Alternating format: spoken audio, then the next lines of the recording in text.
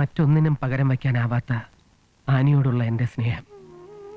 അന്ന് എൻ്റെ മുന്നിൽ രണ്ട് വഴികളെ ഉണ്ടായിരുന്നുള്ളൂ.